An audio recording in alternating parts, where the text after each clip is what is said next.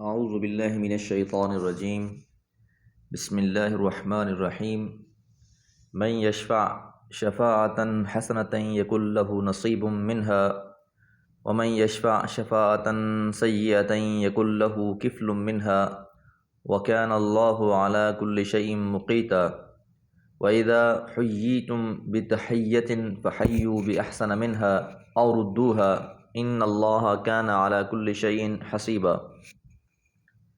سورۃ النساء آیات 85 اور 86۔ من یشفع، جو بھی سفارش کرے گا، شفاعتاً حسنہ، اچھی شفاعت۔ اوپر کی آیات میں رسول اللہ صلی اللہ علیہ وسلم کو حکم دیا گیا کہ مومنوں کو جہاد کی ترغیب دیں، اور جو اعمال حسنہ میں سے ہے، یہاں بتایا کہ آپ کو اس پر بھی اجر ملے گا۔ بس یہاں شفاعت حسنہ سے نیکی کے کام کی ترغیب مراد ہے، جہاد کے کام کی ترغیب مراد ہے۔ تو جب بھی کوئی انسان لوگوں کو نیکی کا حکم دے گا، اچھائی کی طرف ابھارے گا، اور اس کے کہنے کی وجہ سے، کیونکہ اس نے ایک دعوت کا کام پہنچایا ہے، دعوت کا کام کیا ہے، نیکی کو لوگوں تک پھیلایا ہے، تو اس شخص کو اس میں سے اجر ملے گا۔ اور اگر وہ شخص کر لیتا ہے تو بھی اس کا اجر ہے، اور اگر وہ شخص نہیں کرتا بھی تو کم از کم جو اس نے اپنی ذمہ داری ادا کر دی ہے، اس کو اس پر اجر ملنے والا ہے۔ اس لیے فرمایا یکن لہ، ہوگا اس کے لیے نصیب، حصہ، منہا، اس میں سے۔ وہ کرتا ہے تو بھی حصہ ہے، نہیں کرتا تو بھی حصہ ہے، کیونکہ اس نے اپنے ذمے کا کام کیا ہے۔ ومن یشفع، اور جو سفارش کرتا ہے، شفاعتاً سیئتاً، بری شفاعت، یعنی کسی برے کام کی ترغیب دلاتا ہے۔ جس طرح منافقین کا رویہ تھا کہ نبی مہربان صلی اللہ علیہ وسلم ایک طرف لوگوں کو جہاد کی دعوت دے رہے تھے، تبلیغ کر رہے تھے، اور دوسری جانب منافقین کا رویہ تھا کہ وہ لوگوں کو ڈرانے کی کوشش کرتے تھے اور ان کو روکنے کی کوشش کیا کرتے تھے۔ اور ویسے عام طور پر بھی اگر کوئی انسان برائی کی ترغیب دلاتا ہے، برائی کو پھیلاتا ہے، یکن لہ کفل منہا، تو ہو جائے گا اس کے لیے، یعنی اس برائی کو پھیلانے والے کے لیے، سفارش کرنے والے کے لیے، کفل، بوجھ، منہا، اس میں سے۔ نیکی میں نصیب لفظ استعمال کیا کہ حسنتاً، اگر نیکی ہوگی تو نصیب منہا، اس میں سے اس کو حصہ دیا جائے گا۔ اور اگر کوئی برائی ہے، برائی کو یہ پھیلا رہا ہے یا اس کی سفارش کر رہا ہے، تو کفل کے لفظ استعمال ہوئے کہ اس کے لیے اس بوجھ کو بڑھا دیا جائے گا جو اس نے روزے قیامت اٹھانا ہے۔ وَكَانَ اللَّهُ، اور اللہ تعالیٰ، عَلَى كُلِّ شَيْءٍ، ہر چیز پر، مقیتا، نگہبان ہے۔ لفظ مقیت کے معنی شہید یعنی موجود، حفیظ حفاظت کرنے والا، اور مقتدر طاقت رکھنے والا، قدرت رکھنے والے کے ہوتے ہیں۔ وَإِذَا حُيِّيتُم، جب تمہیں دعا دی جائے، بِتَحِيَّةٍ، سلامتی کی، فَحَيُّوا، پس تم بھی جواب دو، بِأَحْسَنَ مِنْهَا، اس سے بھی بہتر، أَوْ رُدُّوهَا، یا کم از کم اتنا ہی اس کو لوٹا دو۔ ہر معاشرے میں کچھ کلمات، دعائیہ کلمات رائج ہوتے ہیں جو معاشرے کے افراد آپس میں ملتے جلتے وقت ابتدائی تعارف، اظہار محبت، اعتماد، اخوت کے طور پر استعمال کرتے ہیں۔ معاشرتی اتصال اور ارتباط، یعنی روابط کے لیے یہ اس کی بڑی اہمیت ہوتی ہے۔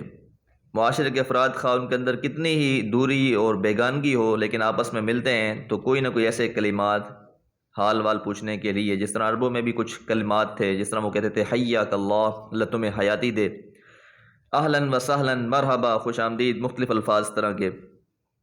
تو اسلام نے معاشرے میں ایک خاص قسم کا ایک اپنا تعارف پیش کیا، اور ایک کلمہ السلام علیکم کو رائج کیا۔ اور ساتھ اس کی فضیلت بھی یہ ہے کہ جب کوئی انسان کسی بھی مسلمان کو السلام علیکم کہتا ہے تو اس میں سلامتی کی دعا ہے کہ اللہ کی طرف سے تم پر سلامتی ہو۔ یہ بہت خیر کے کلمات ہیں۔ تو جب یہ انسان کسی کو کہے گا تو 10 نیکیاں ملیں گی، اور جس کو سلام کیا جائے گا پھر اس پر لازم ہو جاتا ہے کہ وہ اس کا جواب دے۔ وہ جواب میں کہے گا وعلیکم السلام، اور بہتر یہ ہے کہ جس طرح اس آیت مبارکہ میں ہے کہ اس کو جواب میں اضافہ کرنا چاہیے، اور اضافہ اللہ کے رسول نے یہ سکھایا ہے کہ السلام علیکم ورحمۃ اللہ۔ اور اگر کسی نے سلام کرتے ہوئے آپ کو 2 الفاظ کہہ دیے ہیں السلام علیکم ورحمۃ اللہ، جس میں 20 نیکیاں ہو گئیں، تو جواب میں رحمۃ اللہ وبرکاتہ کہے گا تو اسے بھی 30 نیکیاں ملیں گی۔ تو یہ ایک سلامتی کی دعا ہے اسلامی معاشرے میں۔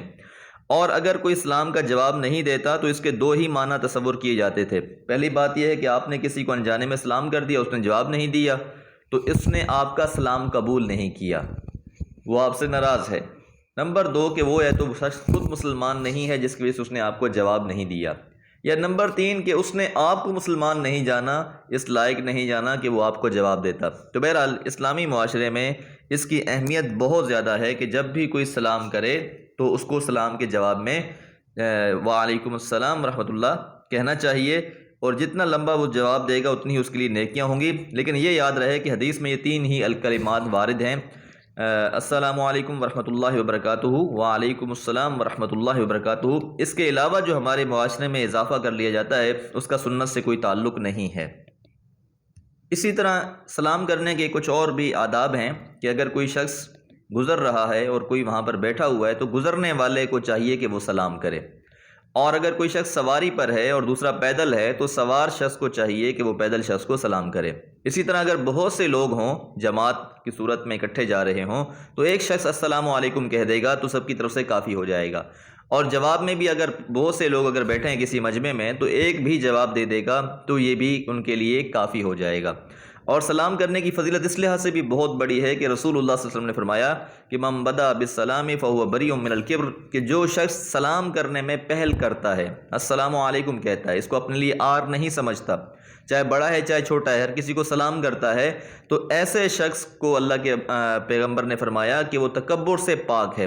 اگر کسی انسان کے ذہن میں یہ آتا ہے کہ میں سلام کیوں کروں، میں تو بڑا ہوں، یہ چھوٹا ہے، چاہے وہ عہدے کے اعتبار سے ہو چاہے وہ عمر کے اعتبار سے ہو، اس لحاظ سے اگر اس کے ذہن میں یہ بات آتی ہے تو یقیناً یہ شیطان کی طرف سے ہے، اور اس کو اپنے لحاظ سے اپنا محاسبہ کرنا چاہیے کہ میرے ذہن میں یہ کیوں بات آتی ہے۔ اس لیے ہر کسی کو سلام میں پہل کرنی چاہیے، اس پر اللہ کے پیغمبر کی بشارت ہے۔